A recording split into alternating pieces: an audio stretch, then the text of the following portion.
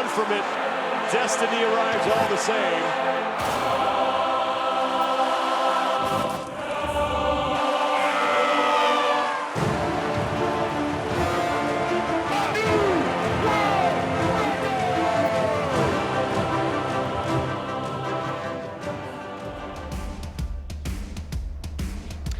Day 2, the final day of competition continues here at the 2020 Rogue Invitational as the athletes are set for the longest event of the competition. It's the chipper coming up next.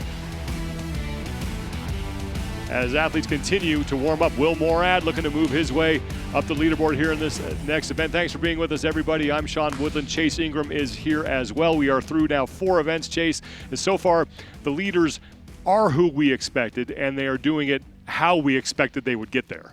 And, you know, we said is like Vellner's doing great and he's nearly running away with it. Tia was a little close until what we saw go down in event number 4, into where I got scared and just never saying anything negative to Tia ever again. And they are absolutely decimating the field at the moment. Yeah, Chase was hiding under the desk after that final lift. Let's take a look at the women's overall leaderboard now after 4 events as we head into the chipper. And it is Tia Toomey who has the overall lead with 435 points, and she's extended her lead over Jamie Simmons. Laura Horvath with that performance moved into the top 3. Sara Sigmundsdottir and Cara Saunders rounding out the top 5. But we saw Tia Toomey hit a 270-pound clean and jerk when she had already won the event. So Tia Toomey is your overall leader. She looks dominant, and we spoke to her earlier, and she said she knew heading into event number 4 that she was going to have to bring everything that she had. I definitely had to have a lot of focus and a little bit of adrenaline. There was, you know, that little bit of time. So it was practically like 3.5 minutes between each lift, which as the bar got heavier, that got better. But not knowing if there was still people lifting, you know, I know that the actual live feed, it may be also on a delay. So you can't really go off what you're watching because you don't know if it's actually, you know, the right thing. So at the end of the day, you're kind of just trying to outlift yourself in a way. And it was very different, you know, didn't have that the surroundings by the crowd cheering you on. You also couldn't visually see someone else lifting. And so that they were things that I tried to really not focus on. I knew that obviously it kind of felt a lot different, but they were definitely things that I was like, look, just do whatever, see what you can get. Going into it, I was like, look, I think the last bar will be 265. So, you know, like I can do that. But I'm not too sure if we, you know, there's 5 of us at this last bar and, you know, we do go off the tie break or we just keep going. That wasn't really something that, you know, I had no idea what was the next thing. So I kind of had to just prepare for anything.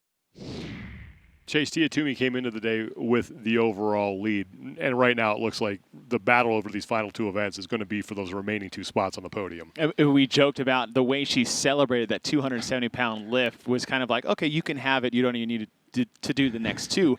But the athletes from 2nd to 5th are so close, about 10 points separating. So we have a lot more action to come for that podium spot for both 2nd and 3rd on the women's side. On the men's side, we mentioned the leaders are who we expected them to be, and it is Patrick Vellner who sits atop the overall leaderboard, and he has had a very consistent performance, 445 total points. Chandler Smith, courtesy of his event win in event 4, is now in 2nd place. He is just 15 points up on Noah Olsen.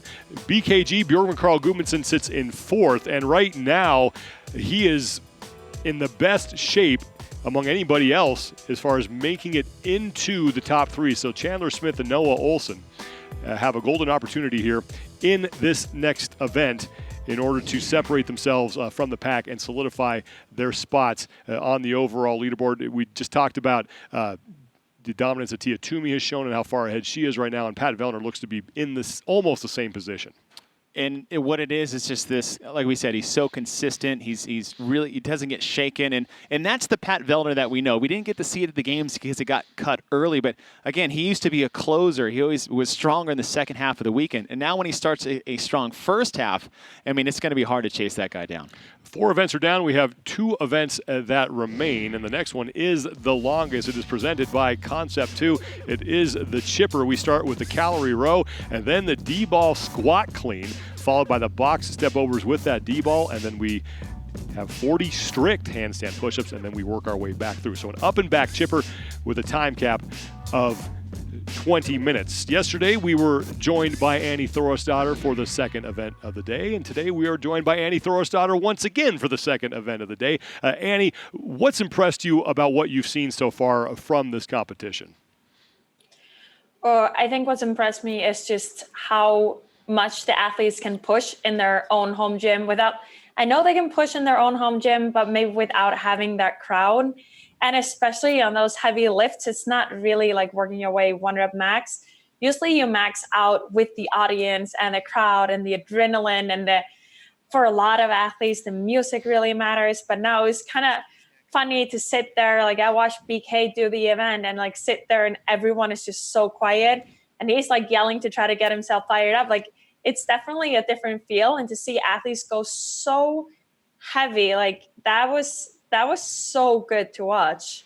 Chase, let's move on to event number 5, the chipper. What are your keys to this event? When you look at it, like any chipper, it's a big gut check style event. Now when you're by yourself, it's even more of them. But this is this kind of up and down pyramid style where you go back to the first few movements. This is a second half style type of event. So don't burn yourself out early. Kind of set yourself up for that last half push.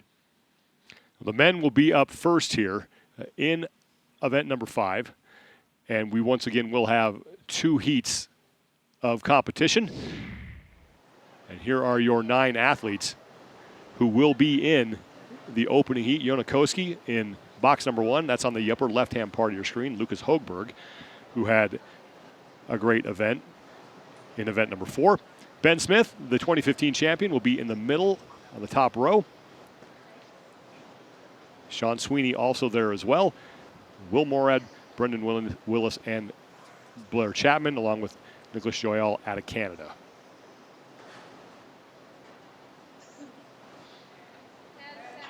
Ten seconds before we start the first of 2 heats in event 5. 1 event remains after this.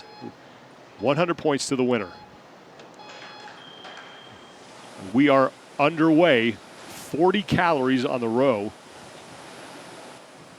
And to start things out. This being one of the longer events that we have programmed here, but in terms of chippers, this isn't too bad. When you look at, a 40 cal row, that's a longer row, but that can be done in about 1.5 minutes at a comfortable pace for the men.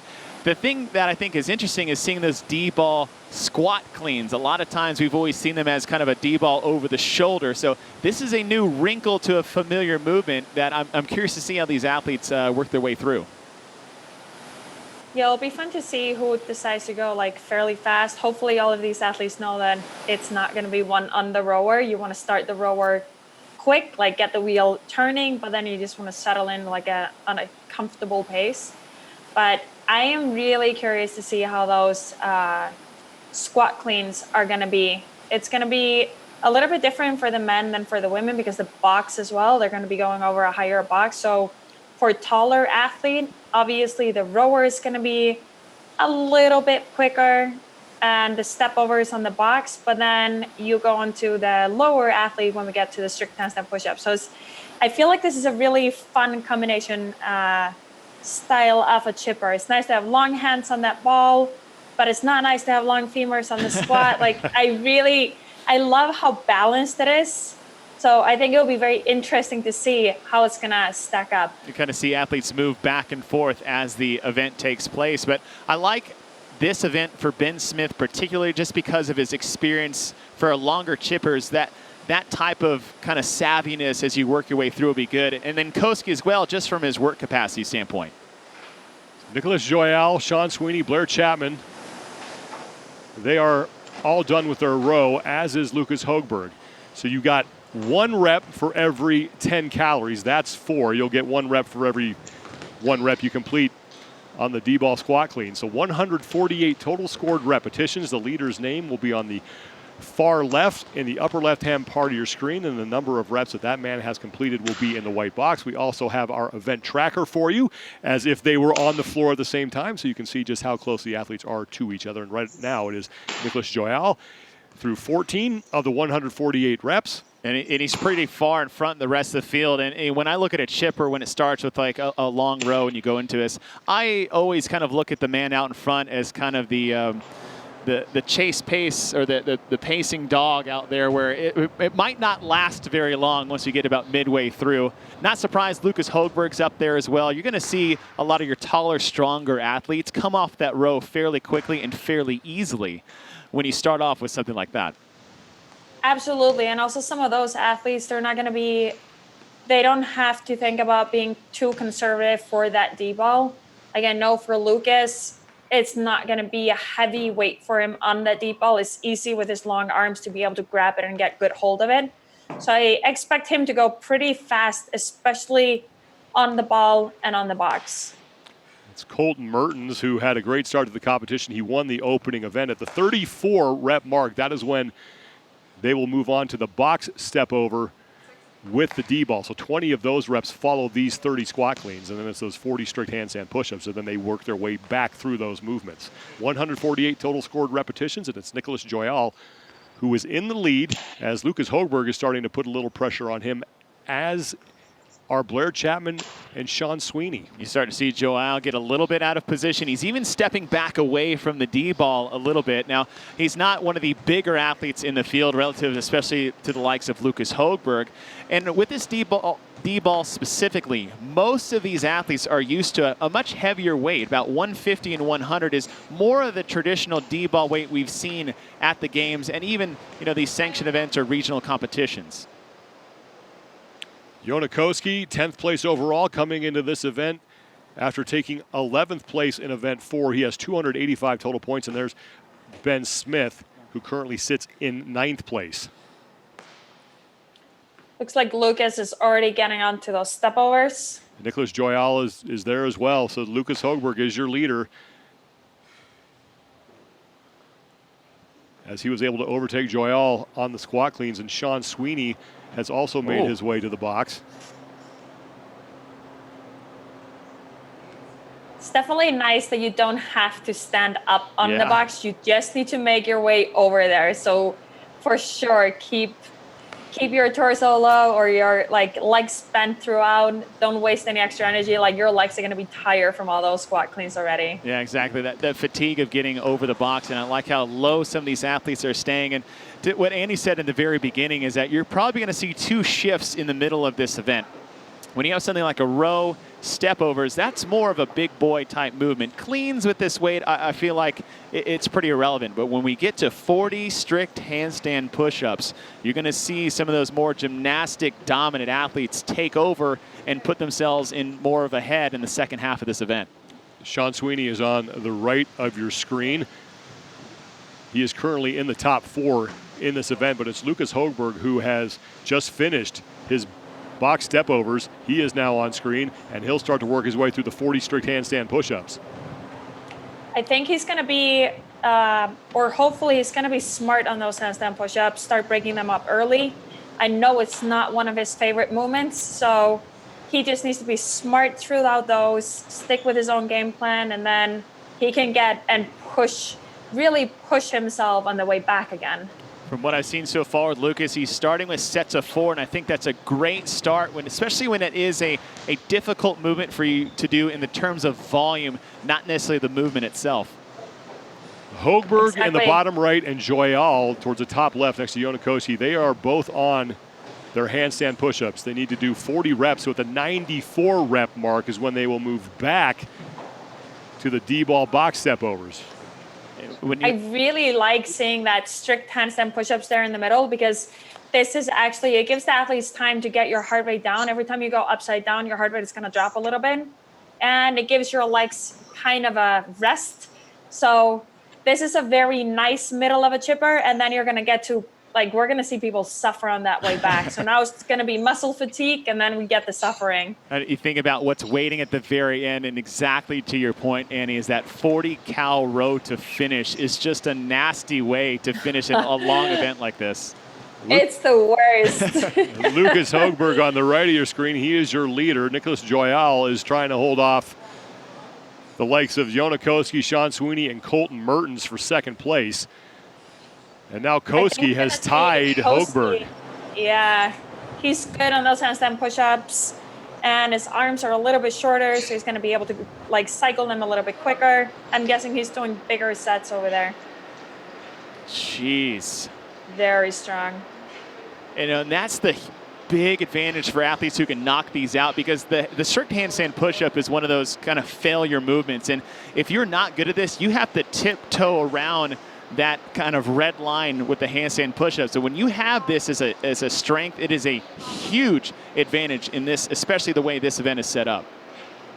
Now Colton Mertens has joined the fight for first place. So Colton Mertens, who is second from right in the top row.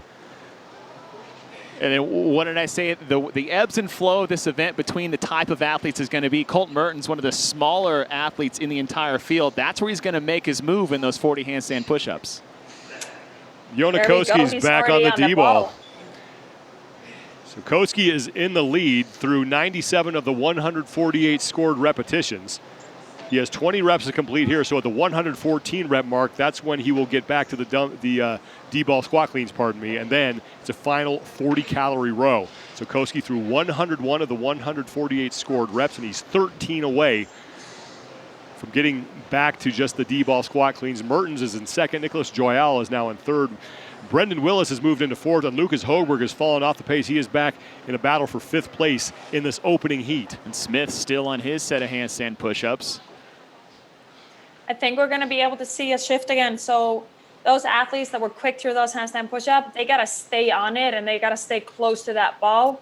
It's fine to drop it, but you can't. As soon as you start letting those rests or breaks become longer, the taller athletes are going to catch you. This is why this chipper is really cool.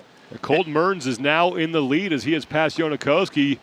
Mertens with a much faster pace on the box. He's moving really fast on the box, but he made his hay on the handstand push-up. But just to kind of look at the difference between, look at Sean Sweeney on the bottom right. Look how high he is relative to the box when he steps over. And then directly to his left with Colton Mertens. I mean, that's a big step up for Mertens. So that's a little bit of a disadvantage for him in this position. But like I said, he got his 40 strict handstand push-ups, and I think he'll be even better on the cleans.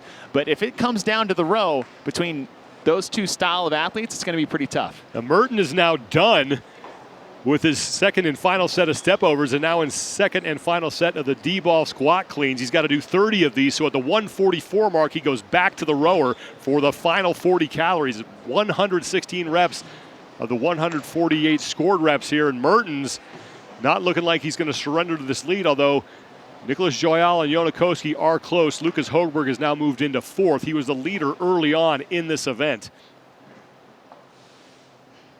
And this is what I was talking about, making this a second half portion of this event, because you don't want to blow your legs up too soon in the beginning because of those step-ups leading into the second set of cleans, because they are going to take a lot out of your legs going into that. And then you still have to have the row. Like the row, that's a lower leg dominant type monostructural movement. So you got to make sure you say something for that row. And after those squat cleans, you're going to be breathing really heavy once you get there. So now it's getting into that work capacity, being able to continue controlling your breath and staying close to the ball. Lucas Högberg at the bottom right-hand part of your screen is now on to the D-ball squat cleans. He's in fifth place, was again the leader early on here. 20-minute time cap. So we're more than halfway through the allotted time for this fifth event. Colton Mertens, your heat leader. He's on the bottom right, trying to hold off the two men on the top. That's Jonakoski and Nicholas Joyal. And Mertens, his squat is looking so solid. Yeah, 16 reps to go here for him on this movement.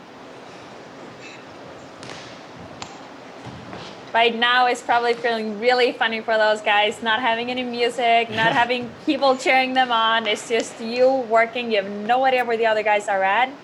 So it means that you just have to stay mentally strong and continue moving. Like, yeah, it's expensive. As soon as you walk away or take a little bit too long of a break, like you're going to be beating yourself up over that. Colton Mertens continues to lead. We also saw Will Morad on the screen there. He was a guy who finished in the top 10 at the games last year.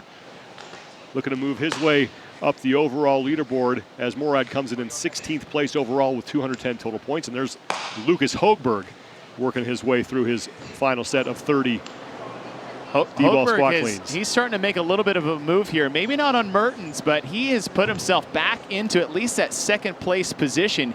He was one of the top ones going into the handstand push-ups, lost that lead, but from the step-ups in the end part of these cleans, he's made up a lot of ground on the rest of the field. Well, you got to think if he gets to the row or close to Mertens, he's going to have a big advantage there. Very, yeah, very. I mean, when you talk about Lucas Högberg on a rower, I mean, that's just a match made in heaven.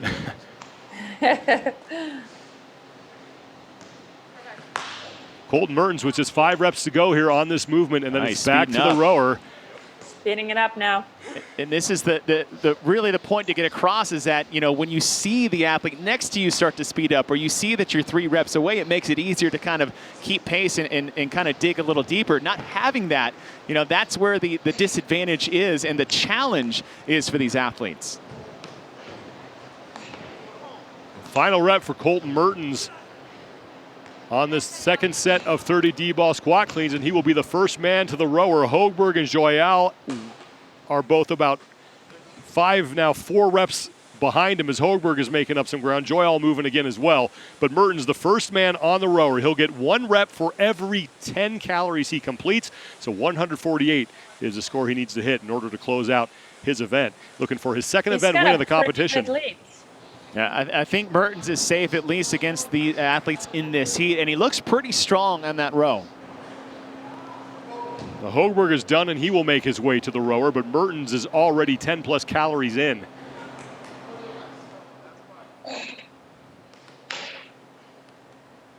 There's Nicholas Joyal. He is done, so he will follow Högberg to the rower.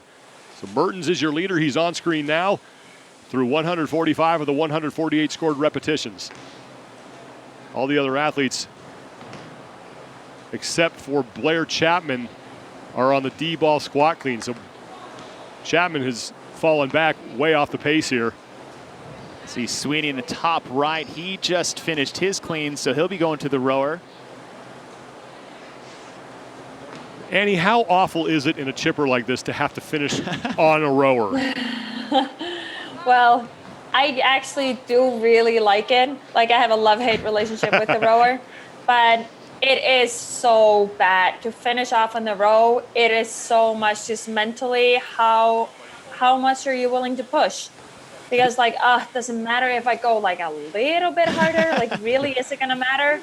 So you have that like mental talk constantly throughout that row, trying to count down, and 40 calories, it doesn't seem like a lot. It's gonna feel like quite a while at the end of this chipper. Colton Mertens is putting the finishing touches on his event, and Mertens is done. Wow. So Colton Mertens will take heat 1. Once again, looking for his second event win of the competition, 15:34 unofficially for Colton Mertens. Lucas Högberg looking to take second and continue his strong day.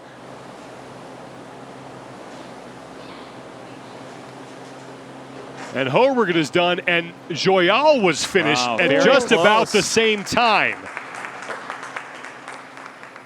Oh, that's going to be tight. 3/10 of a second. Now, that's, again, unofficial. We have to wait for the official times from the judges on site. But that one's going to be closer. Either one of those men could have second place in this heat with 1 heat to go. Sean Sweeney is now your leader. He's in the upper right-hand part of your screen. Sweeney looking to take 3rd place in this heat.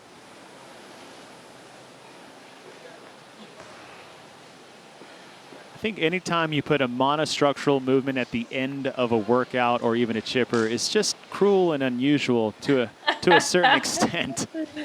But it's such a good test as well. Yes, 100%. It's just brutal. Example A. Ben Smith. So Nicholas Joyal was able to make up a ton of ground on that rower. He took about a minute 35 to complete those 40 calories. Minute 35 for Joyal. Hogberg took a minute 45, and Mertens about a minute 54 on those final 4 calories. So great effort by Nicholas Joyal to possibly lock up second place in this heat, as Jona Koski is now done. We also had Ben Smith, Brendan Willis, and Will Morad finish. So Koski right now 8th place in the heat, and Blair Chapman is the only man left working. We have a 20-minute time cap. Chapman is on the bottom of your screen, second from right. I think that's the moment where you look at your judge and you're like, what's the time cap? You're like 20 minutes. You're like, dang it. Can they move it up? Can it be 18, please? So I'm actually very impressed how Joyal hung on to that pace the whole time. He came out pretty quick and hot, and to be able to hold on to that is very impressive. I thought he was going to fall off the pace a little bit. But Blair Chapman doesn't have a whole lot of history in official CrossFit competition. He didn't do the Open this year. Able to qualify through the online qualifier. He did play collegiate football at Wisconsin-Platteville and made the Gabe Miller Academic Honor Roll there in 2014. To me, it's a classic sign of a tight back. Yes, I was just about to say, I think his back is very pumped right now. Anytime you do the foot over the knee stretch in the middle of the event, that is a tight back. Yep. So Chapman I just have a trying to feeling get he really wants to lie down right now. Trying to get as many reps as possible, and it does look like he's feeling the effects of a day and a half of competition here. I mean, it's not like they did a bunch of high volume. I mean, but that was yesterday, power Chase. snitches That was and yesterday. They should have fully recovered. A few reps. Approaching the 19-minute mark for Blair Chapman, and he'll have 60 seconds left to go.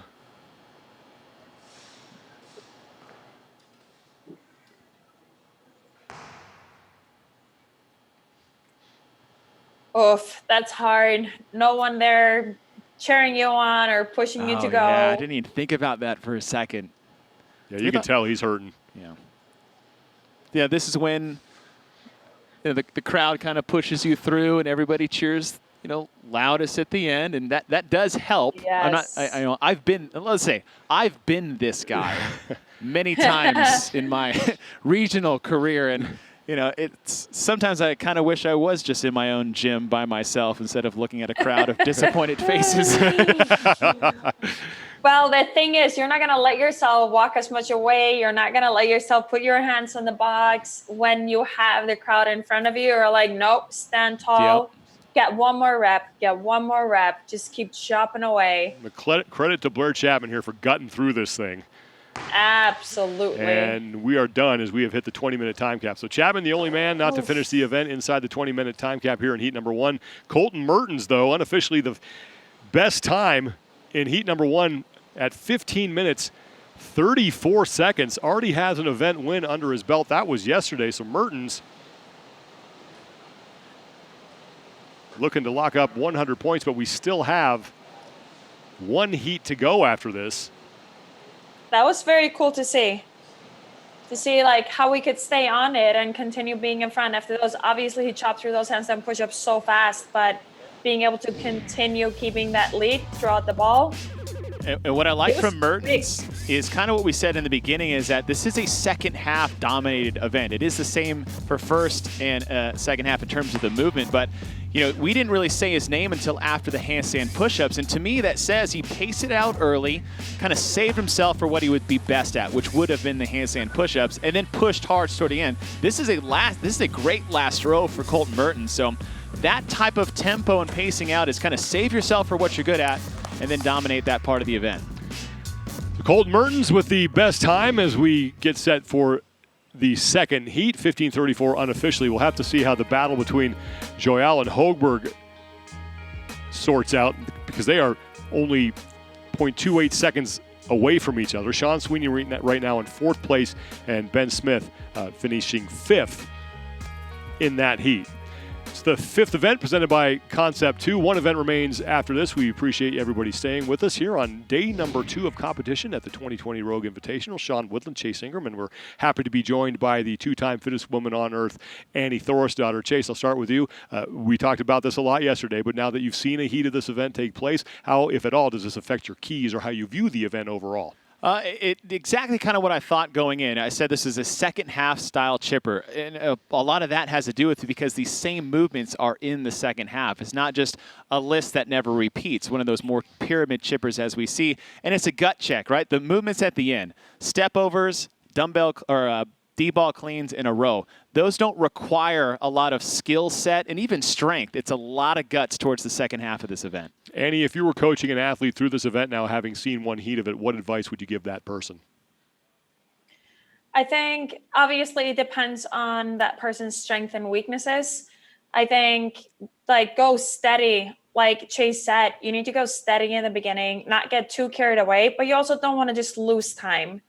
And then as soon as you get to those handstand push-ups, you need to play your own game. And that's one of the advantages you get from not being in that competition settings is when you have a skill set like that in a chipper where you can stick to your own strategy. You're not going to get too carried away by the other athletes. You see someone else do maybe 10 or 15 handstand push-ups unbroken. So you start pushing there. Like you said, like once those start going away, it's going to take a while to recover and you're going to lose so much ground. So rather do those small sets if you need to. And then it's just a gut check in the end. Like just continue moving and never go too far away from that ball.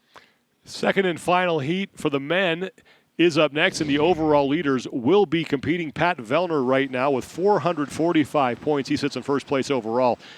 Chandler Smith is in second. He is 55 points back. Noah Olsen is in third, but he is only 5 points up on Björgvin Karl, who is trying to chase him down for the final spot on the podium. Jacob Hepner is in fifth. He's going to have to do some work here, although this event does set up very well for him. Well, Hepner got his bad event out of the way, and, you know, for him, we knew he wasn't going to do well in that. He knew he wasn't going to do well in the lift. But what is left for the next two events, the 200 points is a lot of points left up for grabs. So though he's in fifth, he's still in striking distance to move himself back up into podium contention, especially, again, with a chipper style like this. Let's look at Adrian Moonweiler as he and Jonakowski are working out at the same location. Pat Vellner getting set, as is Cole Sager. Alexander Carone as we start with those 40-calorie rows. And I love all these setups. Just seeing different, unique places that all these guys are competing. It's so cool. Chandler Smith coming off that event win. It's pretty cool to see how they can set up and have the exact same setup for almost every single athlete. It feels like a real competition floor. And that's one thing we've talked about is that Rogue not only sent the equipment to the athletes, but they also sent a diagram on how they had to lay out the competition floor so everything was as even and fair as possible across the board. Second heat is underway, 40 calories on the rower, 1 rep for every 10 calories they complete.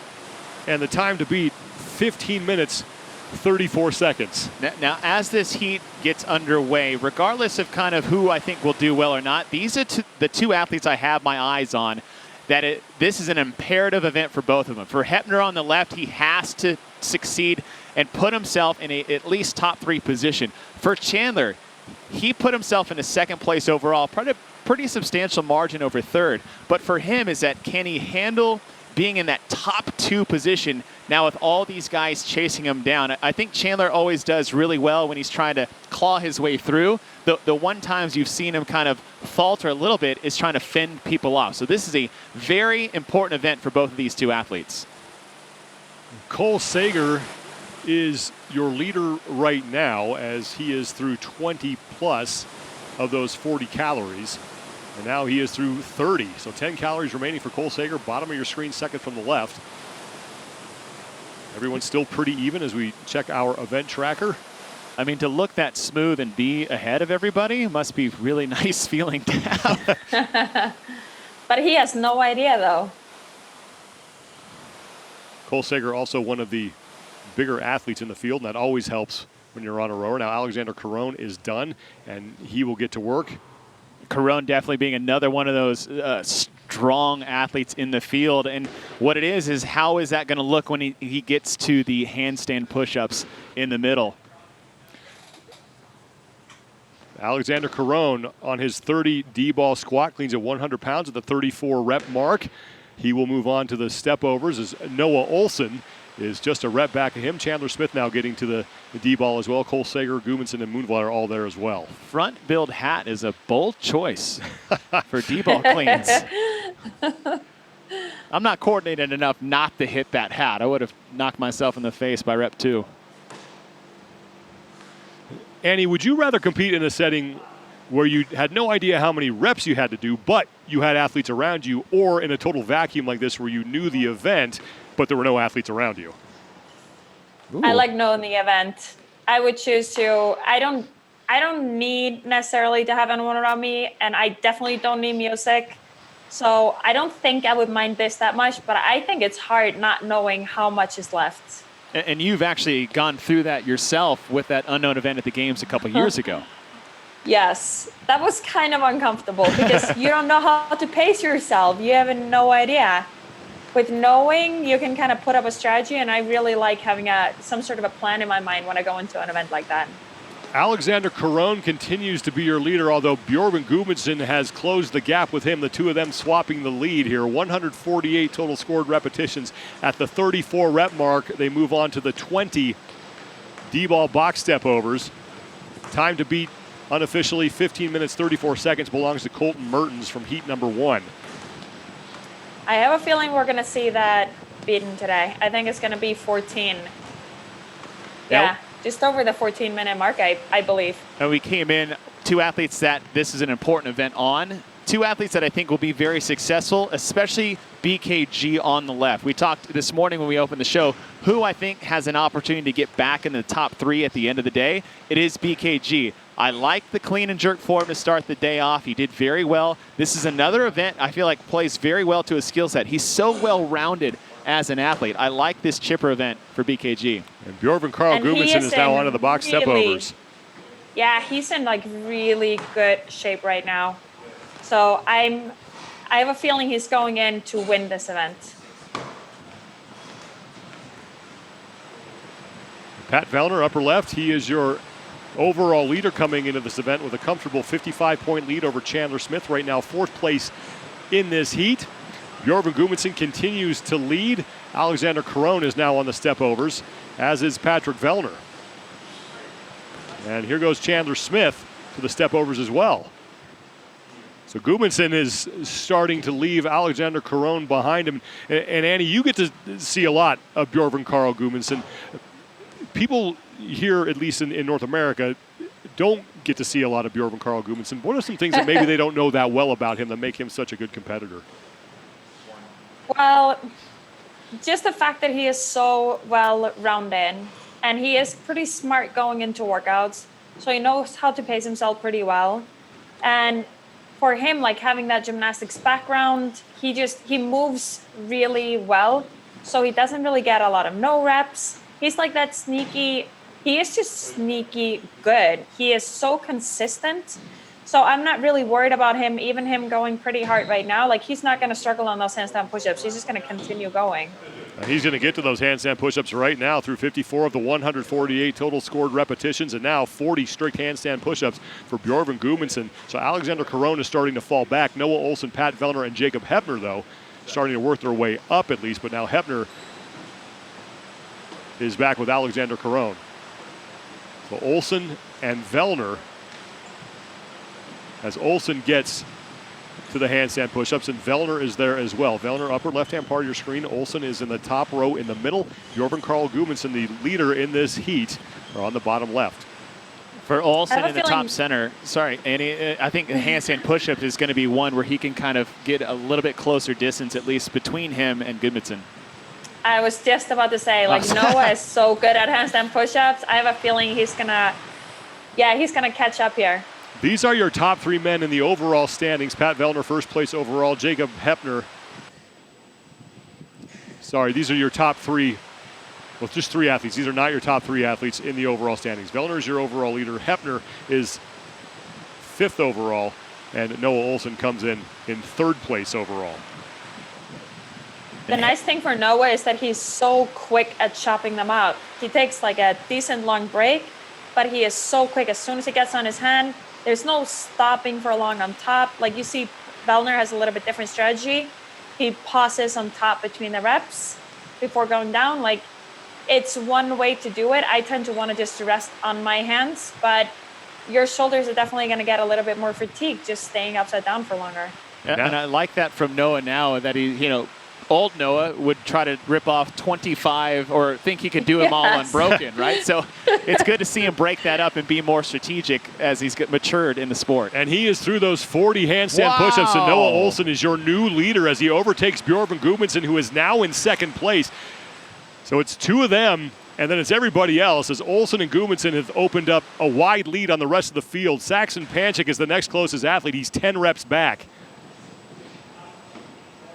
And Olsen's lead on BKG is only about 12 seconds, and you know he didn't start right away. What BKG is doing is he's not wasting much time in between movements. You see him like finish the cleans, pick up the ball, and go to the box. Now you see him get off the box and probably pick up the ball and go to the cleans. This is good news for Noah Olsen because right now, 3rd place overall, he's 70 points back of the lead. He's not going to be able to catch Patrick Vellner, but he's only 15 points back of Chandler Smith for 2nd place overall. And Smith is not in the top 5 right now. Chandler Smith towards the back of the pack here, 8th place in this heat right now. So Noah Olsen can leapfrog Chandler Smith and move into 2nd place overall after this event if this holds. And Chandler Smith had admitted after the clean and jerk when we talked to him that this actually wasn't a good event for him coming into event number 5. So Olsen with 1 rep to go before he's on to the 30 D-ball squat cleans, and he is done. So Noah Olsen, that was unbroken. Making quick work of those 20 reps. So now 30 reps here as Björgvin Guðmundsson is 4 reps behind him. Those 2 fighting for 1st place. As you can see on our event tracker, they are out front. Saxon Panchik is the closest man to those 2. Now, that was a long break, though. Well, he could kind of afford it. He went unbroken on those stepovers. That's ballsy. Now, Björgvin Guðmundsson is done, and there's with that the D-ball stepovers, and he gets right to work. Yeah, that quick transition. I said that he's been doing so well. You know, Noah went really fast on the 2 stepovers, but now Guðmundsson is only 2 reps behind him. Now Guðmundsson has closed the gap as Saxon Panchik is trying to catch up. Panchik now on screen, going through his 2nd set of 20 D-ball stepovers. One part of me is like, just get that front foot on the box a little bit more for me, please. Yeah.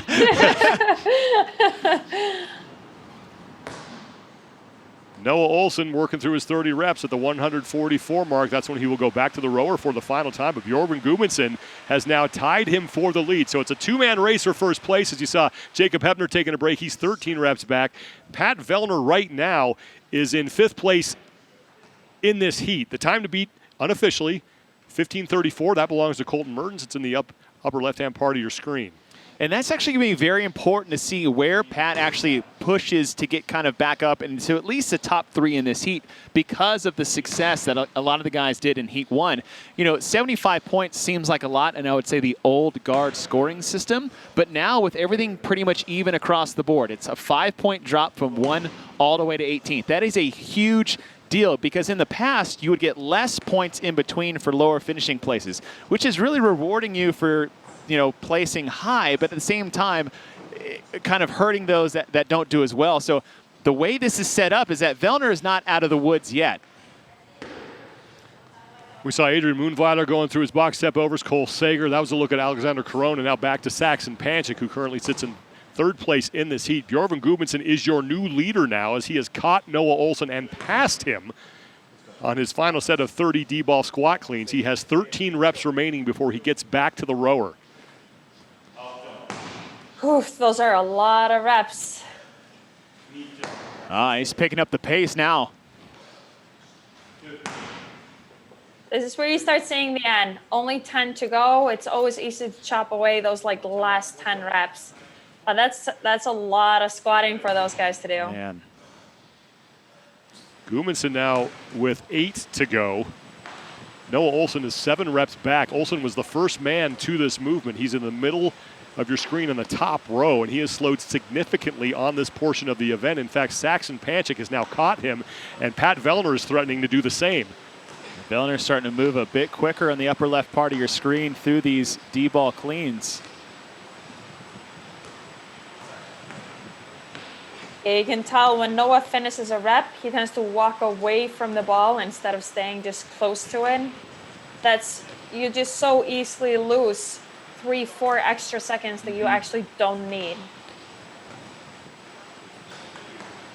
Saxon Panchik has now worked his way into second place as he's about half a rep ahead of Noah Olsen. Björgvin Karl meanwhile, is done, and he is moving to the rower for the final time. So just 4 scored reps remaining for him, 40 calories that he needs to complete here, bottom left-hand part of your screen. I'm just watching Noah. This Noah. might just be just under 14 minutes. Watching Noah's, and as you said, that stepping away. I think this is a classic example when going unbroken goes wrong. Those box stepovers are probably not the best idea. Olsen is now fallen back into third, and Pat Vellner is threatening to overtake him. And so at one point, Noah Olsen was looking to make up some significant ground on Pat Vellner, and that might not be the case anymore, although Olsen is still ahead of Chandler Smith. That is the man immediately ahead of him in the overall standings, just 15 points separating the two of them. So Noah Olsen, depending on what happens here, could put himself into second place overall. And then Guðmundsson can leap himself all the way up into third if he gets this finish, especially if he gets first place in this event. Now Guðmundsson just 5 points back of Olsen for third place, 20 points back of Chandler Smith for second. Wow, Vellner. There we go. Pat Vellner back to the rower for the final time as he has now moved into second place, or third place, pardon me, in this heat is Saxon Panchik, the only other man in this heat on the rower. And now Noah Olsen is done, and he is starting his final 40 calories. And Björgvin Karl almost done. Fast. Almost 2 minutes faster. And Guðmundsson is in. That time does look like it is right. It's almost accurate, but not official. So we'll call it 13:44.5. Regardless, we know he beat Colton Mertens, and he's going to win the event. So 100 points for Björgvin Karl as he looks to move into the top 3, and that's probably going to happen given where his competition is right now. Top left, look at how strong Vellner looks on that rower. He's a potential, depending on the time between him and Panchik. All the athletes are back on the rower for the final time here. But the fight for second is Panchik, Vellner, and Olsen. They were right behind Guðmundsson getting to the rower. I'm also looking at Chandler Smith at the top line. If they do some math, this is a little bit of damage control. I do like the last event for Chandler, but he said, admittedly, this is going to be a tough one for him. Now, Pat Vellner's judge, his hand, I think, went in the air before Saxon Panchik's, and Vellner is going to take second in the heat, second in the event. Wow. So 95 points for Pat Vellner. With one event to go, he is going to be solidly in first place. As Saxon Panchik comes in, he'll take third place in this event and lock up 90 points. And now Noah Olsen will finish fourth place in the heat, fourth place in the event. Colton Mertens right now will slide down to fifth. Hepner needs to finish soon just to give himself a chance going into that final event. So Hepner is done.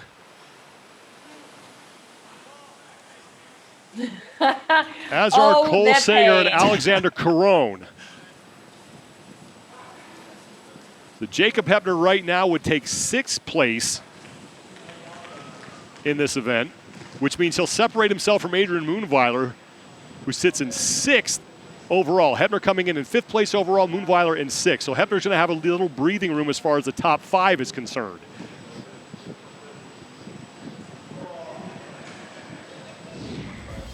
But it's Björgvin Karl, and Chase, we talked about this. This is a second half event, and that's where he made his move. He did, and he was pretty reserved on the stepovers, as we saw, especially on the second half, and that boded well for him as he moved into the last set of D-ball cleans, where we saw quite the opposite from Noah Olsen, who went unbroken and probably pushed it a little too hard to redline, and Guðmundsson just got faster and faster as the second half of that event went on and got himself, 2 minutes faster than the best time we saw in heat number 1, and that was a great performance for BKG. He really needed that to try to vault himself back in that top 3 position. Yeah, 100 points for Björgvin Karl Guðmundsson as he looks to work his way into the top 3 overall, as you said, Chase. So the top 3 in the overall leaderboard looks like it's going to shake up a little bit, but one thing that will not change is Pat Vellner, who will remain your overall leader. We'll start with you, Annie. What impressed you the most about what Pat Vellner was able to accomplish, especially in the back half of that event?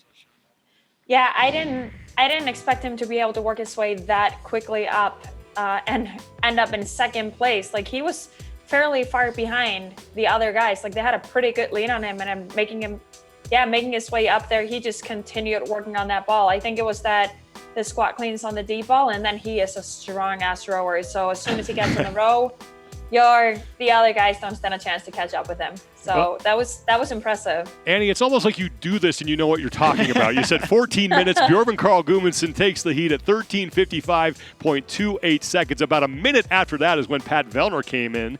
So that will give you a hint as how dominant Björgvin Karl Guðmundsson was in that event. It's Saxon Panchik in third. Noah Olsen, who led at one point, he slides back to fourth. Jacob Hepner is in fifth, followed by Cole Sager. Again, these are unofficial heat results, but we do know that Björgvin Karl Guðmundsson is going to get the event win and lock up 100 points in the process. So we talked about Pat Vellner. Chase, let's talk about Björgvin Karl Guðmundsson once again. Just so technically sound throughout that entire event. Absolutely, and from start to finish, he looked in control. He was smooth. He's very technical, and as Annie said, he moves so well. And a lot of times we don't put him in there as some of the top names, and I think that just might have been done when he first came on the scene. He didn't have the most successful CrossFit Games when he just started, but this guy has been fighting or been on the podium multiple times at the games for many years. So I think it's about time we put BKG right up in the top with those top guys we talk about all the time. Well, let's move over to the women's side of the competition now. So we just saw Pat Vellner solidify his hold on the top spot on the overall leaderboard. Tia Toomey basically has a stranglehold on it right now heading into event number 5. Chase, I'll start with you. Who will you be watching to maybe make a move here in event 5 for the women? Other than Tia trying to chase her down, is how about the athletes that need to make a move? The Cara Saunders, but who I think I'm a little nervous about is, Sara did not have a good clean and jerk relative to what she is capable of. When that happens in competition in the past, she tends to take a negative spiral downward. So I want to see if she can bounce herself back up from that slightly disappointing performance and bounce back here on the chipper. Let's take a look at the overall standings for the women after 4 events. Just 2 events remain. We're getting set for event number 5, and it's Tia Toomey, 435 total points, well ahead of Jamie Simmons, who sits in second. But Laura Horvath and Sara Sigmundsdottir just 5 points back of her for second place, and Cara Saunders only 10 points back. So 4 athletes alive for those final 2 spots on the podium. Carolyn Prevost and Kristen Holta, they're going to have to come up with some huge performances here and probably get some help in the process if they want to put themselves in that fight. So, Annie, when you look at that field, I'll ask you this question. Who do you think has a chance to really smash this event? I'm going to say Sara. She's going to have that fire to go really hard right now. I think she was pretty pissed after the clean and jerk, disappointed with what happened. I think it's just going to make her stronger, and she's going to go really hard on this. I think it's going to be a pretty good event for her. I think it's going to be interesting to see the women versus the men, because I believe the women are going to finish, I would say finish faster, but we have the same amount of calories on the rower as the men. That's obviously going to be slower. But for the women, the box is going to be lower, so it's not as much for the taller athlete. And I think it's going to be cool. I'm kind of excited to see Holte in this event. Kristen Holta, definitely an athlete who excels in these longer events. We have 8 athletes in heat number 1. We'll get to watch Amanda Barnhart, who had a fantastic performance in that last event, the clean and jerk. And Katrin Davidsdottir and Turi Helgadottir, along with Brooke Wells, also in this heat. Cheryl Nasso will be competing along with Danielle Brandon, and Fee Sagafi. So, with plenty of time before we start, about 3 minutes before 3, 2, 1, go as the women here in heat number 1 continue to get themselves ready for the 5th of 6 total events here with the 2020 Rogue Invitational.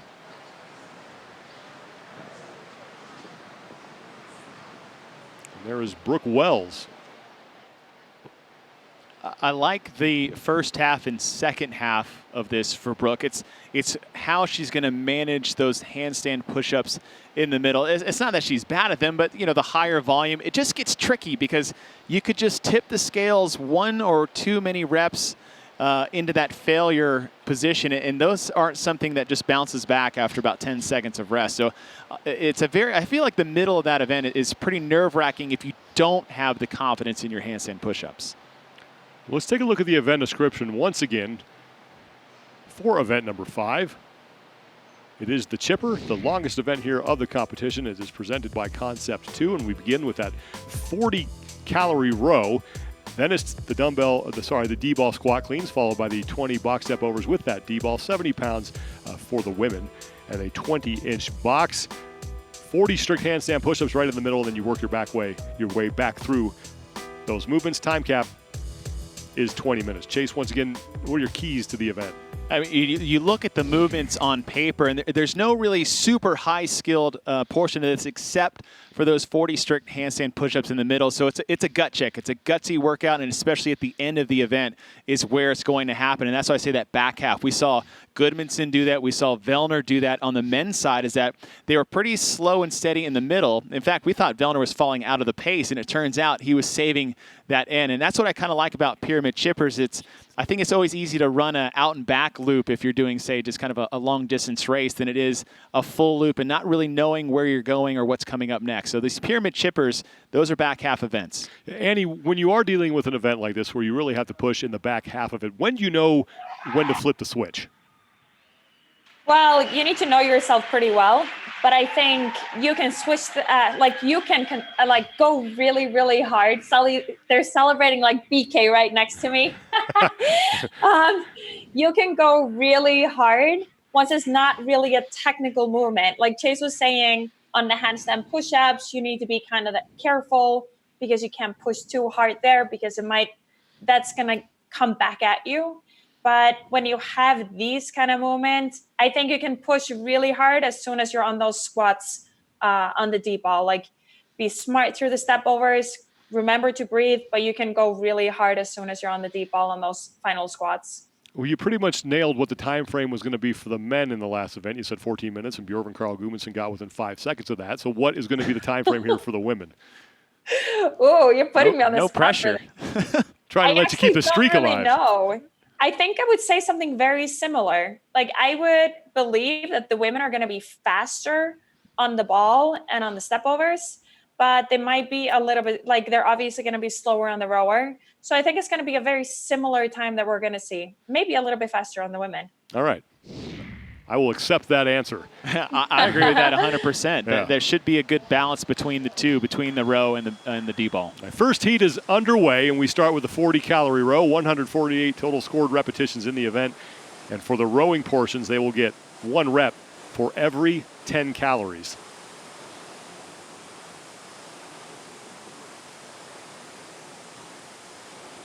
I think at the start of this, sorry, Annie, is like 2 athletes I'm looking for in this specific one is can Barnhart build off what she did in the clean and jerk? She has a tendency to the higher volume pulling gymnastics not really be her strength. I think with her strength of the D-ball and row, the handstand push-ups will be her focus to manage. And Katrin Davidsdottir not having the weekend as she probably wanted to coming in. It's the first time we've seen her in competition since she had to pull out due to injury. But one thing I like from Katrin always is that when you always kind of think she's out, she does something spectacular. So I just want to see if she can bounce back in a chipper-style event.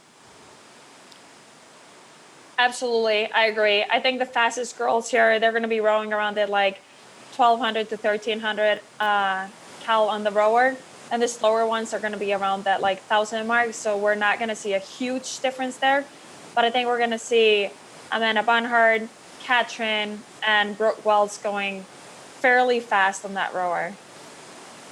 Right now it's Cheryl Nasso who is in the lead. Cool. She is one of the two Masters-aged competitors in this women's competition, 35 years old. She is through 30-plus calories, according to her score. Katrin Davidsdottir, Amanda Barnhart, Danielle Brandon, and Brooke Wells. Very close to her, though.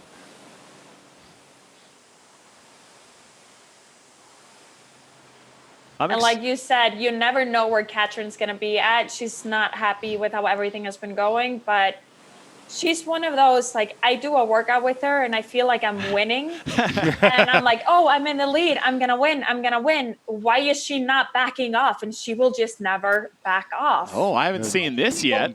Davidsdottir is the first woman, along with Amanda Barnhart, to those D-ball squat cleans. Danielle Brandon is also there, and she just finished up her row. So right now, Katrin Davidsdottir, Amanda Barnhart, and touch and go, yes, for Katrin Davidsdottir. But Amanda Barnhart is hanging right there with her. I don't know if this is when you pulled out. It's a bold strategy, Cotton. Let's see how that works out. So 30 reps here at the 34 repetition mark. That's when they will move on to the 20 box step overs with that D-ball, 70 pounds. There's that more steady, controlled pace you see from Barnhart. But when you talk about a 70-pound D-ball, that's really not that much for these athletes. They're so used to that 100-pounder, maybe not used to the squat as the portion of this clean, but I could see him just pacing out the beginning, not going slow. You know, like Annie said, it's like don't lose time, but just save that kind of that little extra gear for the second half to get used to what these are going to feel like, get used to what those step-ups might be with that ball, navigate the handstand push-ups, and then use that knowledge and practice on the second half.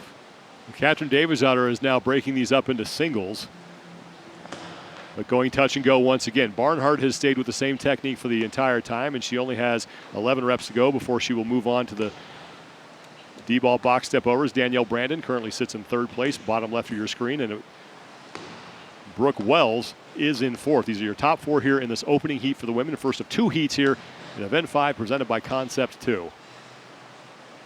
I'll be a little bit worried with doing that touch and go reps, mainly because the ball isn't going to bounce, so it's not like it's going to take you long to get it stable on the ground to be able to go for that next rep.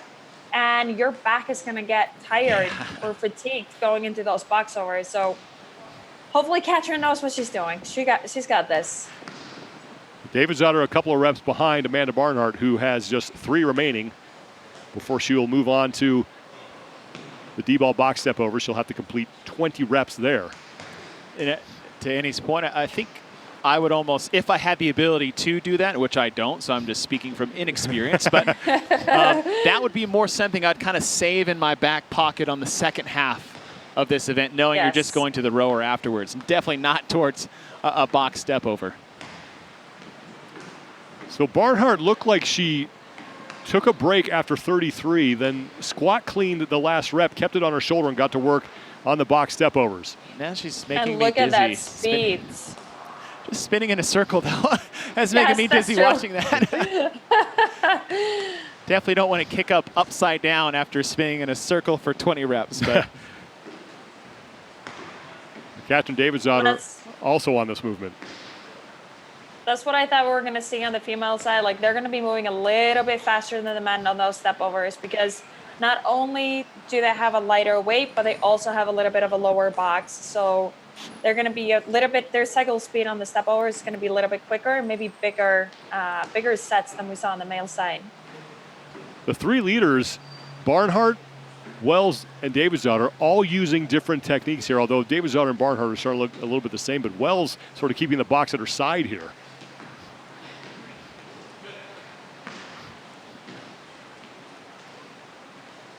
Now Barnhart is done with her 20, and she is onto her 40 strict handstand push-ups. Okay, and that's kind of what I wanted to see, is I wanted to see how the high-volume pressing gymnastics would be for Barnhart. And the answer is very good. She's through 10 reps, and she's going to take a break. She's in your lead, Katrin Davidsdottir. It currently sits in second place, and she has a handful of reps remaining on those step overs, and she will join Barnhart for those 40 reps. At the 94 rep mark is when Barnhart will return to the D-ball and do 20 more box step overs. Now, the good thing here, and I said you got to be very careful of how hard you push yourself on the handstand push-ups. But if you get close to the end, you can kind of just sell out just a little bit because you don't have any more upper body movements after this. So if you got to fight for those last few reps just to finish out the 40, you can afford to do that here. You saw Amanda Barnhart. You can see by our event tracker how far ahead she is of the field, but Catherine Davidsdottir is the closest woman to her. She currently sits in second, 13 reps back. Brooke Wells now kicking up for her handstand push-ups. I said those look a little bit more labor than Barnhart's does, and you know, it's just not the strongest movement for Brooke Wells. That's Fee Sagafi. She currently sits in fourth place, and she just completed her set of 20. Danielle Brandon taking a break. Christy O'Connell working through her box step overs.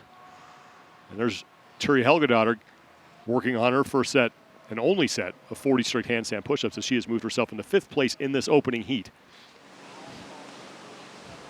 Cheryl Nasso on her 40 strict handstand push-ups. And that, yeah, you can see that. That is just not a strong suit for Cheryl Nasso. Amanda Barnhart is done with her handstand push-ups, and she is back on the D-ball for 20 more step overs, and these look just as fast as the first set. So easy. I think she's great. good. Pushing that tempo up a little bit more. I think last time she did 10 and 10, took a little quick break, maybe to get her bearing straight. And it's probably about being fast and picking the same direction in a row. Looks Barnhart, like she likes stepping up with her left leg. Through 105 of the 148 total scored repetitions, she has 9 reps here remaining, and then it's on to the second and final set of 30 D-ball squat cleans.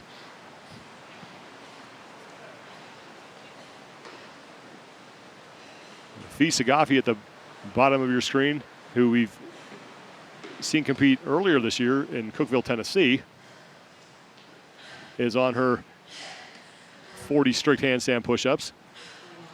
Looks like some of the girls are struggling a little bit more on those handstand push-ups than the guys were doing as well. Like it's the same deficit. Well, everyone is on the same field, and yeah, the male shoulders are usually a little bit stronger. So that's kind of to be expected. I think the girls are going to have to break it up quite a bit more than the guys. And meanwhile, Amanda Barnhart is done with her 20 box step overs, and she is now on to her final set of 30 D-ball squat cleans at 70 pounds, and she is way out in front. Catherine Davidsdottir, the closest woman to her, but Davidsdottir is still on her box step overs and 13 reps back of Barnhart. 148 total scored repetitions in this event.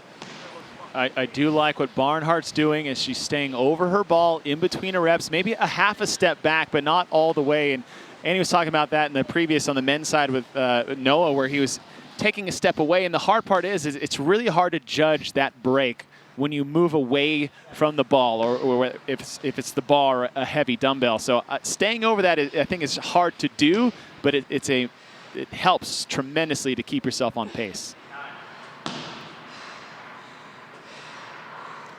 144 Absolutely. is the number that Barnhart's got to hit before she gets back to the rower. You just get that like tiny little reset where you drop the ball. I understand her taking that one step back because you don't want to drop the ball on your foot. And you stay close to it. You give yourself, I'm pretty sure she's giving herself like a count, whether it's a 3 count or a 5 count, 2-3 breaths. That's how I would do it. I would decide I'm going to do a set of 10 with like 2-3 breaths, and then you can get like a little bit longer break if needed at that point. Catherine Davidsdottir has just joined Barnhart on the D-ball squat clean, so only 2 athletes in the field are on that movement, and Barnhart's still way out in front. Now 13 reps to go for her on this movement. Brooke Wells is getting back to the D-ball, and she is on her second set of step overs. She's in the upper left-hand part of your screen, so she slowed significantly on those 40 strict handstand push-ups. Yeah, looks like 30 caught up there. I think, these two athletes I was thinking about coming in. One for Katrin is trying to make a move, when her back's against the wall. She's so good at that. When she wants to be fierce and aggressive, I think she is almost one of the most unstoppable female athletes in the field. But Barnhart, her skill set led so well to being good at this. Now, they still have to do it. You can say it, it looks good on paper, but to come out here and perform is another thing. And they're both handling this chipper very well. Just 5 reps remain for Amanda Barnhart. And then it's back to the rower for the final time. Katrin Davidsdottir solidly in second place.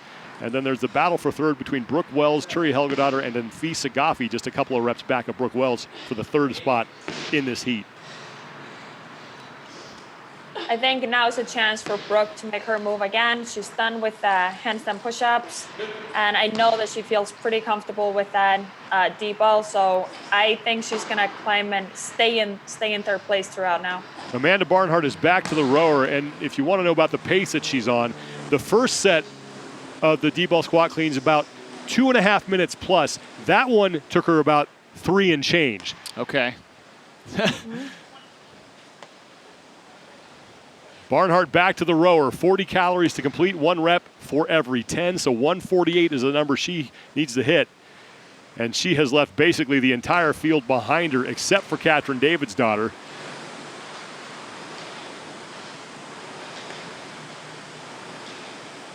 And now even if someone is telling her that she's in the lead, like she knows that you have another heat coming and this is her chance. She has a chance to do really good in this workout. So it matters to finish super hard on that rower. Like that's the gut check. It is finishing up on that rower and finishing strong. Like you saw on the male side, you had like a second between a couple of the men. Like you do not want to lose it by that second on the rower. You can push 1 second harder. Barnhart was around just a 2-minute pace. Took her 2 minutes to do 40 calories the first time she was on the rower. I mean, that's a strong pace, and what you would see at least for an opening set of 40 on the rower to start the chipper. And a lot of times you say be a back half athlete. It's pretty hard to go faster, but the intensity that you have to put in to continue that pace is that back half intensity we're talking about. And she's more than halfway through those final 40 calories. In fact, Barnhart has been the fastest on every movement in the field, other than the opening row. Yeah, I think she's going to finish. I would guess that her final row is not going to be any slower than her first row. Like she was being smart on the first row. It's really hard to start being conservative because you're just ready to go and you want to push really hard. So you're going to start the rower off. Like you're not going to start off with a jog when you have a 400-meter run in the beginning. But being smart and settling in right now, you don't have to be smart. You don't have to settle in. And wow. Barnhart is done. So right around 14 minutes and change. And she will take the heat. 14:24.40 unofficially is that final row, around 2 minutes, 15 seconds. So not bad for Amanda Barnhart as she stays consistent throughout. And she is way ahead of the entire field. So that's a mark that you're definitely going to want to keep your eye on. That has a very good chance of standing after this second heat. Going to be a tough mark to chase down for the top athletes here in the field as Brooke Wells is still working on her final set of 30 Dball squat cleans. Coming to the end of that, Davidsdottir on the rower. There's Tia Helgadottir who's trying to catch Wells for third place in this heat. And Fisa Gaffi is just a couple reps back of her. Sagafi currently sits in 5th in the heat.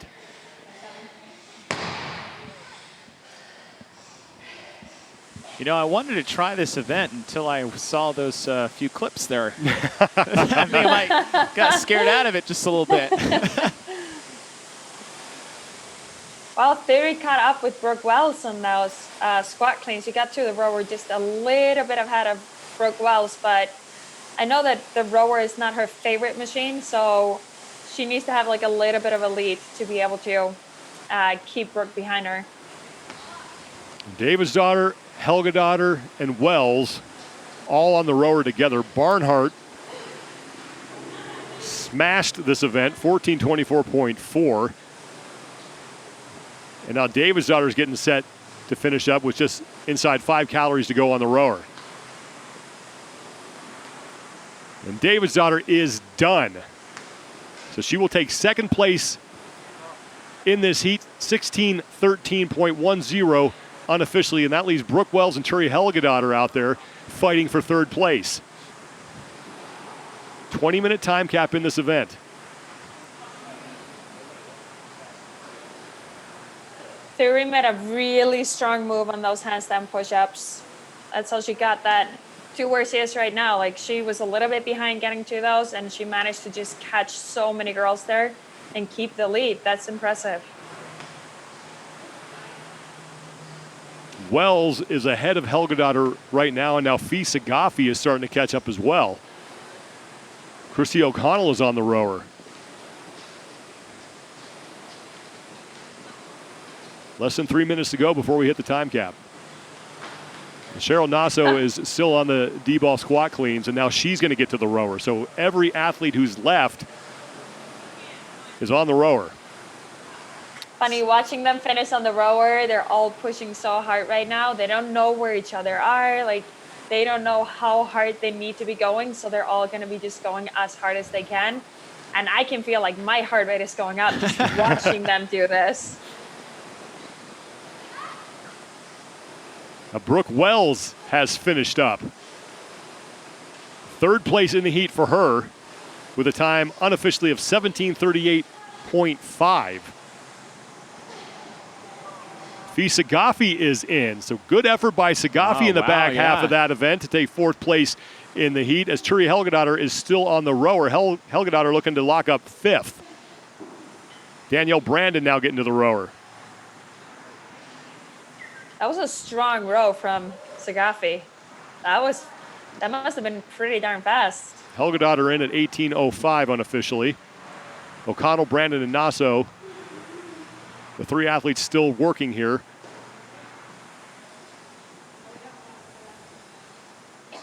There's how close they are on our event trackers. You watch Christy O'Connell in her final 5 calories. Just 90 seconds to go before we hit the 20-minute time cap.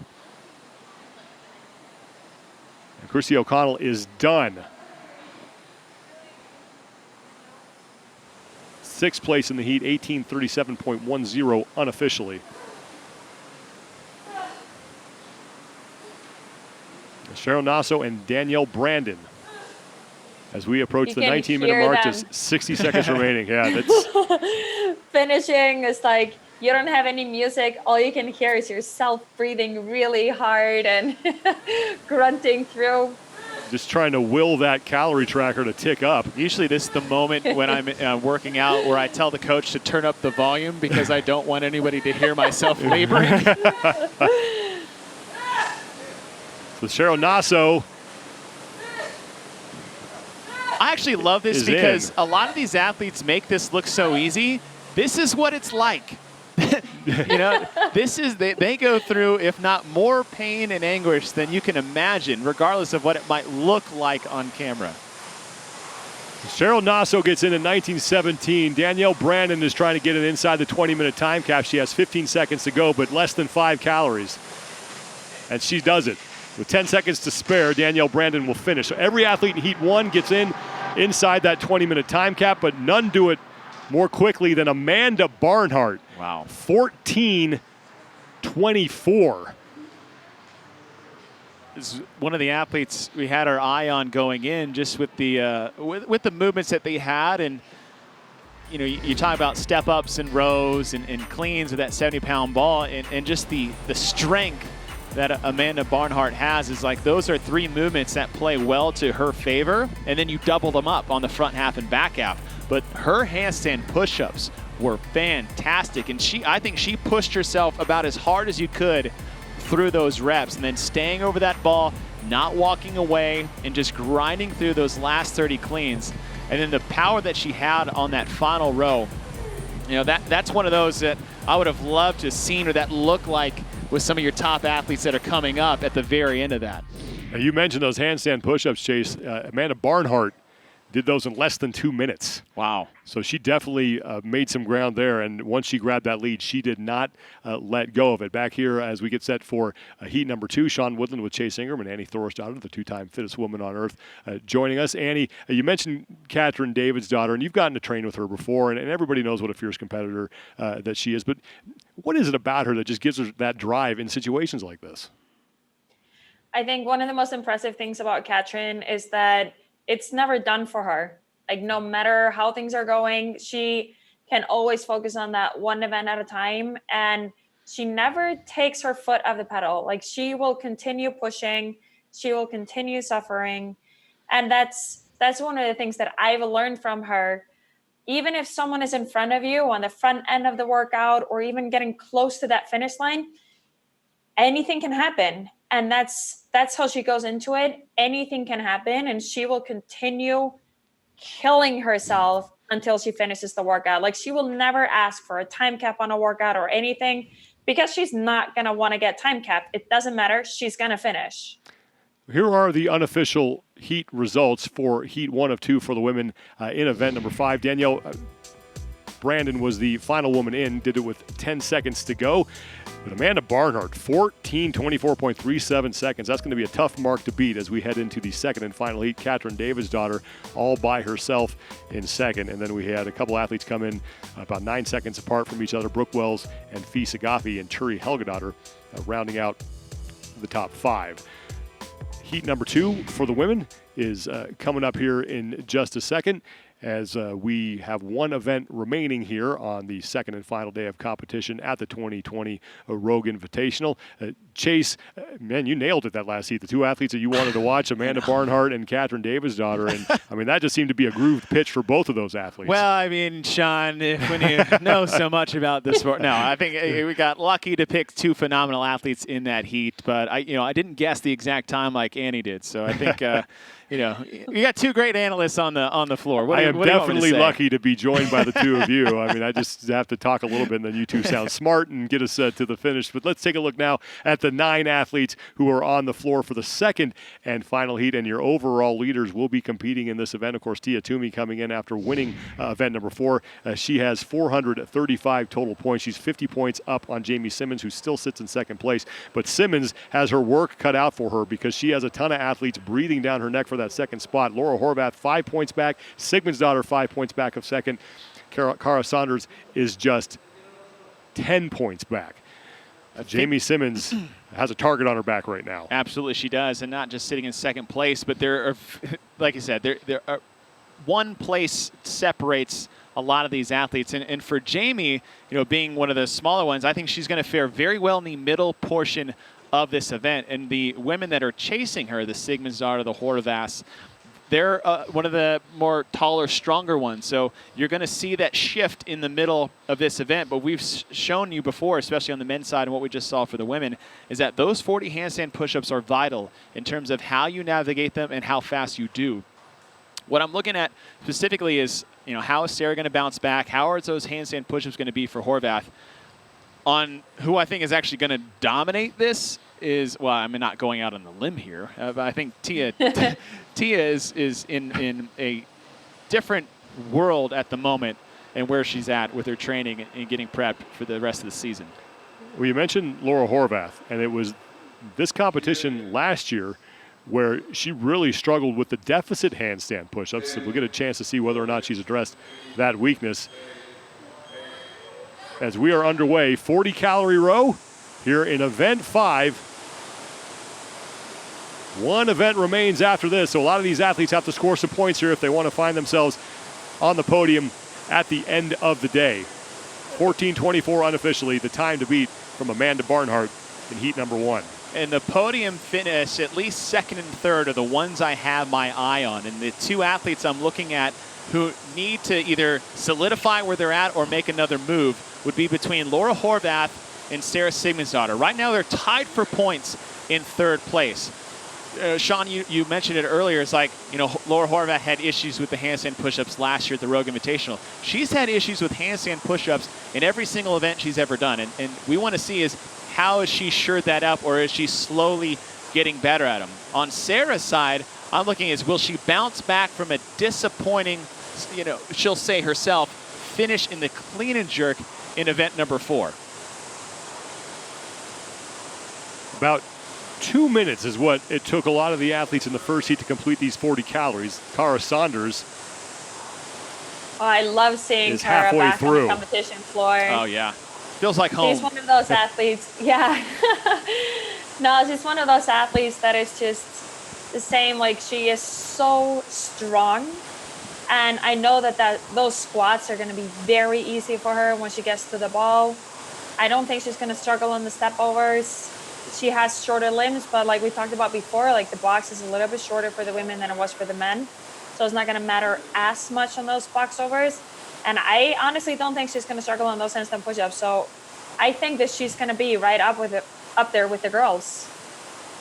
Haley Adams was the first woman to the 30-calorie mark. 1 rep for every 10 calories, 148 total scored repetitions. So Haley Adams, who won event 3 yesterday, she is done, and Sam Briggs, of course, is done. How did we not say Sam already? Of course he's going to finish first on the rower. And then Laura Horvath is finished as well, and Sam Briggs getting right to work on those Dball squat cleans. I think that's the only piece of this event that's going to cause Sam a little bit more trouble than the rest of the athletes. The step-ups, not really a problem. The handstand push-ups, I mean, we're talking about Sam Briggs here, but these Dball cleans, 60 total of them at 70 pounds, that will slow her down just a little bit versus the rest of the field. At the 34 rep mark, that's when they will move on to the next movement, the 20 Dball stepovers, and Laura Horvath going with the same technique that we saw Catherine Davidsdottir employ.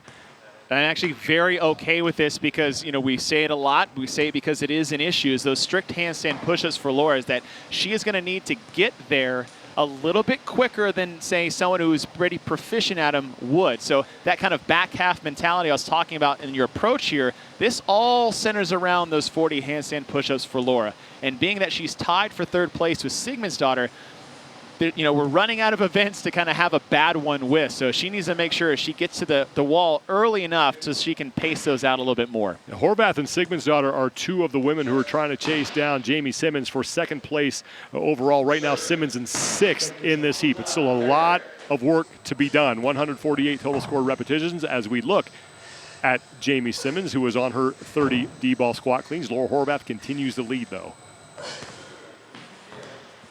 Like you said, I think there are so few events left that if you're going to make a move, you need to make your move now and you need to take a chance. Like, I like that Laura is going hard right now and she needs to buy herself a little bit of time for those handstand push-ups. So I think that's a very smart move.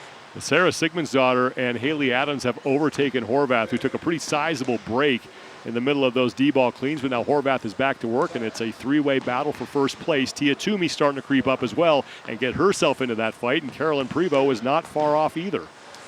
When you look at the different technique and styles for this Dball clean, the one thing I really think you don't need to do is a touch and go for a Dball clean itself. Just stay over, do single reps at a time, because just that lowering of the ball and getting yourself out of position, I think it's just way too taxing to be beneficial. Tia Toomey was the first woman to the box stepovers. She is now in the lead. 20 reps, she hits the 54 mark. That's when they move to the handstand push-ups.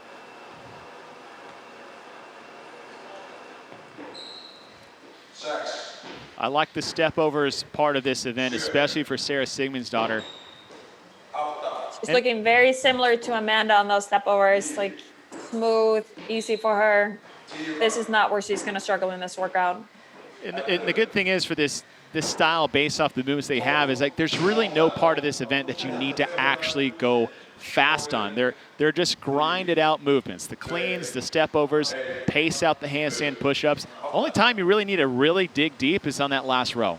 Sigmundsdottir and Toomey basically rep for rep here, as they each have 7 to go before it's on to the handstand push-ups. Laura Horvath has fallen off the lead pace. She's now back in 4th place. And Cara Saunders is on her Dball stepovers, as is Jamie Simmons, who currently sits in 2nd place in the overall standings. How low Simmons is being on the box. I don't even think her hips raise up from the bottom part to the step up. And that's one way to navigate, kind of saving the legs from the step up a little bit, especially if you're not as tall. The problem is that will blow up your quads big time when we're on the second half of this race. Toomey and Sigmundsdottir on their handstand push-ups. Okay. Well, I'll say this, the last 20, so fast. the last 20 are always drastically different than the first 20, so you got to be careful. Although I'm pretty sure Sarah's kind of figured that out.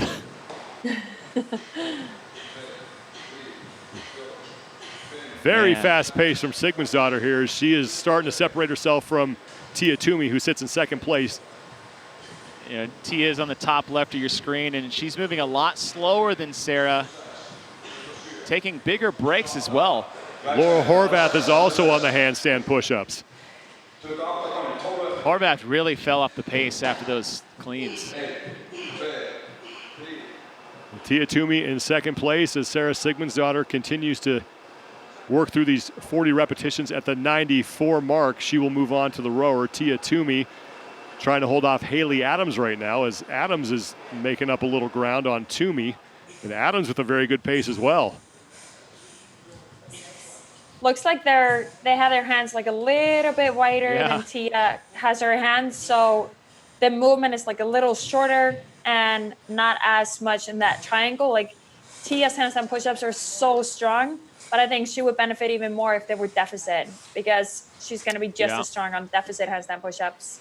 Sara Sigmundsdottir, meanwhile, is back onto her D-ball box step overs as Cara Saunders takes a quick break before she continues to work on her set of 40 strict handstand push-ups. Haley Adams has overtaken Tia Toomey for second place in this heat. That's a big move for Sara Sigmundsdottir. She was in third. I think the tiebreaker might actually have gone to Horvath, but she needs to make sure she keeps pushing the pace here, knowing, well, she doesn't know she's in the lead. She has no idea where she is. It's obviously easy for us to say. But for Saunders as well, this is very important because she's sitting all the way in fifth place. And if Laura Horvath is falling way back of the rest of the pack, this is very important for both those two athletes. Now, Laura Horvath, as you can see from our event tracker, is basically in last place right now in this heat. So she tried to push the pace early. And now Horvath still working on her handstand push-ups. Sigmundsdottir at the 114 rep mark, and she is done with the step overs. We'll now get on to the 30 D-ball squat cleans as Laura Horvath. I mean, that's a long break with a lot of nothing going on. Horvath in third place overall. But right now, Sigmundsdottir and Cara Saunders, the two women right behind her, or at least only 5 points behind her in the overall standings, are beating her. So Laura Horvath in danger of falling out of the top three with one event to go. Absolutely. She just needs to stay close to that wall. I think that she should just be doing quick singles, having a short break between and just kick up and do one rep at a time. I know Sarah in the top middle part lane, she's trying to not only overtake Horvath, but try to overtake Simmons as well. Simmons in lane 2 between Toomey and Sigmundsdottir. You know, she's trying to maintain and hold on to that second place position, and Hulta is actually making a pretty good charge into that top position as well. And you know, Annie said don't overlook Hulta in this specific event. You got to think of those long chippers as, you know, that is something she excels in. We mentioned how good Amanda Barnhart was on those handstand push-ups. Barnhart did hers around 2 minutes. Sara Sigmundsdottir got through her 40 reps in about 1:30. Wow. That's busts. And I really liked how aggressive she was. She never got to a point of failure and fatigue, but we said earlier, it's like, if this is the only upper body thing you're going to do in this event, push the pace as much as you can without overdoing it and going to failure.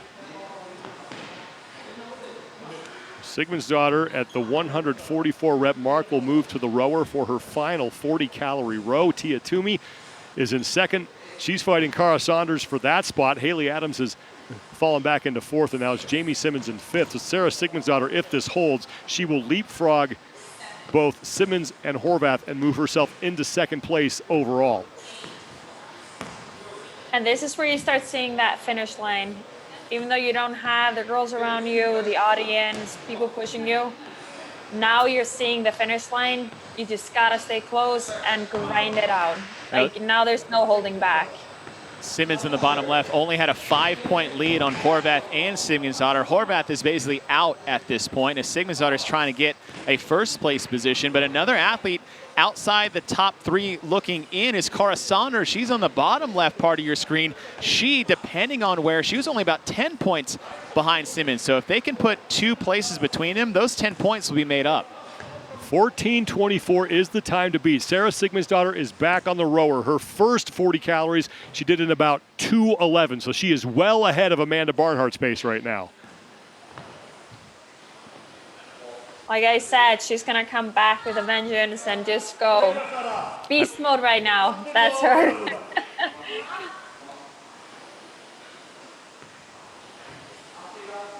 Man, she went so hard in the middle portion of this event once she got off the rower. Very likely that the fight for second place in this event and in this heat is going to come down to the rower for Toomey and Saunders. They are neck and neck right now. 10 calories and counting down for Sara Sigmundsdottir. They are. If you guys look on the left side of your screen, Toomey's at the top at 142. Saunders also at 142. And if they get to the rower soon enough, they actually might beat Amanda Barnhart's time at 14:24. Lock up second place in the event. That time to beat is in the upper left-hand part of your screen. So Cara Saunders and Tia Toomey are both on the rower. That'll be close. That's a 2-minute row. That's hard to do at the end of this event. Absolutely. Now you're just gonna have to dig so deep. Honestly, there's a lot of people that say that you shouldn't end up lying on the floor. I say you probably didn't push hard enough if you're not lying on the floor. Like, you could maybe have pushed a little bit harder. Hear that, Miko? I know, that's from him. 10 calories remaining for Sara Sigmundsdottir. Tia Toomey and Cara Saunders both on the rower trying to get second place in this heat and second place in this event. But Sara Sigmundsdottir putting the finishing touches on her row. And Sara is going to get 100 points for winning event 5. And she will be in second place overall with one event to go. Sigmundsdottir doing that final row just 2 seconds slower than her first one. I think Toomey at the top left is just ahead of Cara on the bottom right. But don't forget Jamie Simmons, that she got in just a little bit behind Cara Saunders. So this row is very important to decide those last few points going in. With only one event remaining, just to get a handful of points for Cara Saunders will be huge if she wants to try to get up in that top 3 position. The two of them could be tied or within just 5 points of each other, Simmons and Saunders, after this event. Haley Adams is on the rower as well. The Toomey is done, and she is fast enough to finish second overall in the event and earn 95 points in the process. Amanda Barnhart now has the 3rd best time as Cara Saunders is getting set to finish up. Question is, who gets it? What was it, 14:24? 14:24. It looks like Barnhart's going to hang on to 3rd. Saunders will finish 3rd in this heat, and that will be good enough right now unofficially for 4th in the event, and that will give her 85 points.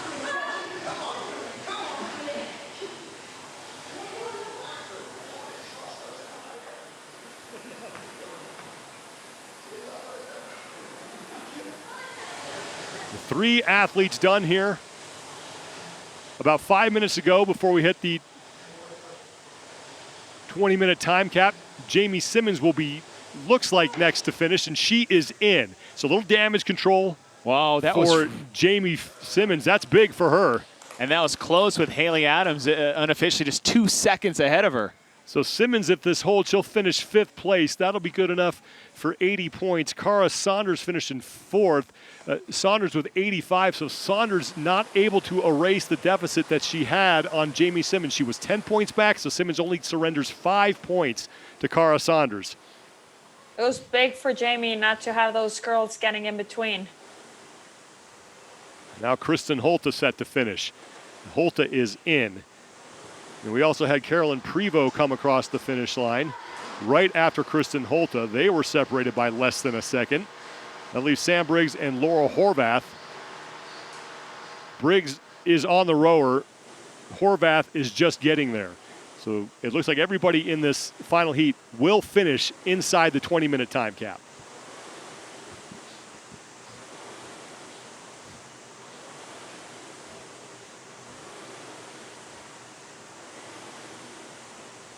I was really hoping we'd see Laura go a little bit quicker through those handstand push-ups. She is overall so good. It hurts to see her getting hit by those handstand push-ups every time. Annie, there may be some people at home saying, how has she not addressed that weakness? Now, obviously, that stuff takes a long time to do. It really does. So when you're dealing with something like that, how long does it take you to get to a point where you say, yeah, I'm ready, I'm competition ready, I'm where I need to be? Well, obviously she's competition ready, but this is still a big weakness of hers. So it is something that she really needs to focus on. But it's also one of these things, once you have something like that stands in your way, it starts becoming a mental thing as well. Yeah. And I wonder if it's starting to become that a little bit for her, because she's got strong shoulders. But I wonder if every time she sees it in a competition, it's one of those things that scares her. And you might just hit that wall then every time. Sam Briggs is in with plenty of time to spare. So Laura Horvath, the last athlete remaining here in the final heat. It's really going to matter how quickly she finished right now, that not more of the girls from the previous heat gap in between. So she's going to have to hit this row hard. Sam Briggs unofficially takes 10th in the event, 8th in the heat. That would be good for 55 points for Briggs. Laura Horvath came into this event in 3rd place overall. Now the question is, how far is she going to fall? Sigmundsdottir, Saunders, and Prevost, the 3 athletes right behind her in the overall standings, have all finished. And now Laura Horvath is in, unofficially 13th place, so she will take 40th. That's tough. I'm sorry, she will get 40 points. So that's tough. 13th overall in the event, 40 points, which means that Sara Sigmundsdottir picked up 60 points on Horvath. The two of them tied in the point standings. So Jamie Simmons looking like she will only drop to 3rd place. The top 3 unofficially after this will be Toomey, Sigmundsdottir, and Simmons. But Cara Saunders will be in contention as well. But man, Sara Sigmundsdottir stomped the gas and never let up. Well, coming in, I was like, how is Sara going to respond to a disappointing event? And she did it in a way I have never seen her do in competition before. And what that speaks to me and to the other competitors is you have a new and very dangerous Sara Sigmundsdottir. Yeah, she really does know how to push, and she does know how to go hard when she needs to go hard. Like you said, it's been a little bit different in competitions and sometimes can surprise you a little bit. But yeah, I feel like her head is in a little bit of a better place. And I think it's good for her to be doing this here at home, competing against all these girls, but doing it in her environment. She's just ready to perform. We'll get back to Sara in just a second. I do have a question I want to ask you about her, Annie. But at first, let's look at the unofficial event results here for Event 5 with one event remaining. Sara Sigmundsdottir picks up 100 points. Tia Toomey will take 2nd, followed by Cara Saunders and Jamie Simmons. These are your heat results, as it was Amanda Barnhart who will take 3rd place in this event. But Jamie Simmons doing a little damage control as she only cedes 5 points to Cara Saunders and looks like she's going to hang on to a spot in the top 5. So, Annie, before we let you go, I just wanted to ask you one question about Sara Sigmundsdottir. She's made a ton of changes. She's locations, coaches, things like that. Why right now is she in the ideal situation?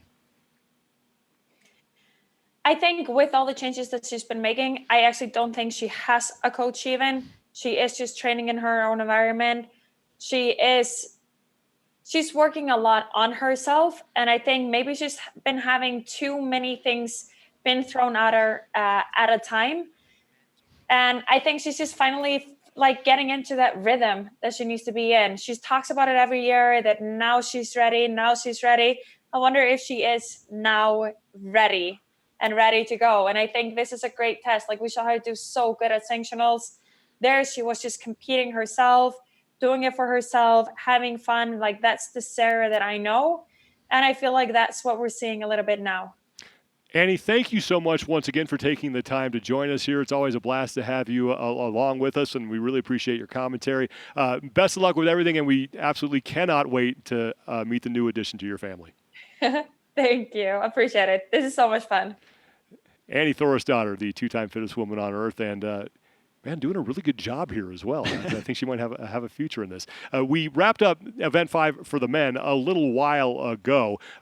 Not really a whole lot changed on at least the top spot, as Pat Vellner now has basically put a stranglehold on top of the overall leaderboard. He has 540 points. He's 70 points up on Björgvin Karl Guðmundsson, who, courtesy of that event win, was able to get himself into second place. But it is close behind him, as Noah Olsen is just 10 points back. Chandler Smith is just 20 points back. Jacob Hepner and Saxon Panchik, they basically have to win the next event and then get a whole lot of help if they want to find themselves on the podium. But Björgvin Karl Guðmundsson with 100 points in the last event, and he spoke with Margot Alvarez. Congratulations on your event win. You had a steady pace throughout the entire event. You finished a minute faster than all your other competitors. How did you feel, and what was your plan going into that workout? I didn't do the full workout when it got released, but we just practiced a little bit with the pacing on the rower, with the pacing on the ball and the stepovers. Okay. I've also been doing a lot of the strict handstand push-ups, so there wasn't really like a certain plan that I was going to follow. I just went by feel, and it worked out pretty well. You did great. How are you going to take this momentum going into the next and final event? You have one more to go. You've moved into that top 3 spot overall. What do you need to do to have a strong finish on this last event to keep you in that top spot? I think overall I've been refueling pretty well. Like, I'm sleeping 10 plus hours. Like, I'm a little bit sore, but it's not much. So I'm just ready to leave it all on the floor on the last one. That's incredible. Well, you did an amazing job on this workout. Congratulations on your event win. We're looking forward to you finishing strong in this last event. Good luck out there. Thank you. Take care. Björgvin Guðmundsson with that strong sleep game, and it is paying off as he right now sits in second place overall. We are through 5 events here at the 2020 Rogue Invitational. 1 event remains. A lot of money and spots on the podium are up for grabs. So stay with us. We're going to take a quick break. When we return, the final event, and we will crown the 2020 Rogue Invitational champion.